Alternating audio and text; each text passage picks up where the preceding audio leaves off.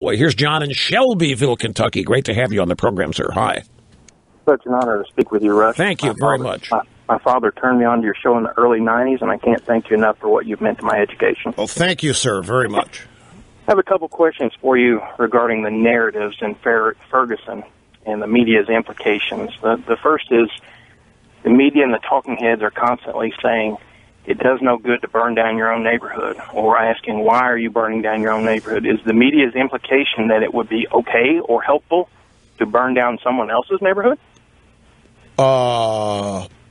Maybe inadvertently. It's a legitimate question. Why are you burning down your own neighborhood? Okay. The second one is regarding the racial makeup of the police forces. They're constantly talking about this. Is the media and the talking head implication that perhaps a black officer would not have shot Mr. Brown? That's right. Exactly right. Would not have stopped him? Exactly right. Okay. Well, I just was curious about that. I appreciate you taking my call. That's the assumptions that they're making. Absolutely, a black cop would let him get away with it. Absolutely. No way a black cop pulls a trigger. No.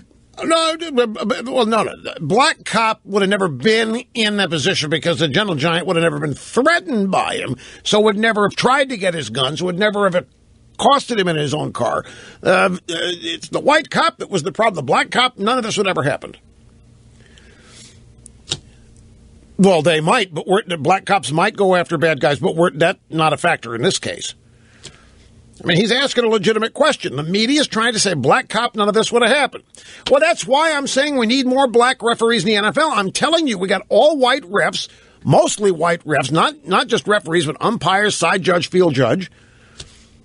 It's a 75% black league, and all these officials are white, throwing flags on black guys. It's not proportionate. It isn't fair.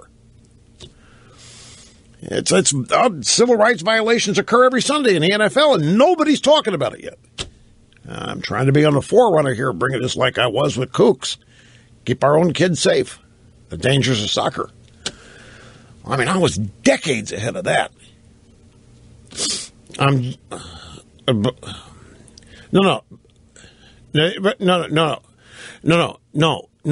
The theory is that if the cop had been black, the gentle giant would not have felt threatened and therefore would not have made any aggressive behaviors toward the cop, and therefore the cop would have not had to draw the gun.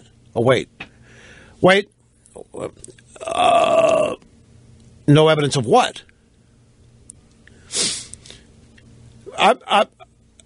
We're not talking about reality here. This is my point. They are constructing, for the purposes of the media, they're constructing an alternative reality that the white cop was the problem because just the presence of the white cop was provocative enough to cause the gentle giant to do things he wouldn't have done if the cop had been black. He wouldn't have felt threatened with a black cop. Therefore, he would have not acted aggressively, and therefore no gun would have been drawn, and no trigger would have been pulled, and no bullet would have been fired, and no cigarillos would have had to be returned. I don't know. I'm just, the storekeeper wasn't black. Why was he robbed? But nothing was done about that. See, they let the gentle giant run out with his cigarillos rather than confronting him on it, so there were no injuries in the Quick Mart or whatever it is. You're acting me. You treat me like I'm advocating. I'm just telling you what they are saying about this. And this racist cop thing is going to burn itself out at some point. Everybody knows this. At which time they will then circle back to the racist Redskins. Mark my words, because it never ends. See you tomorrow, folks.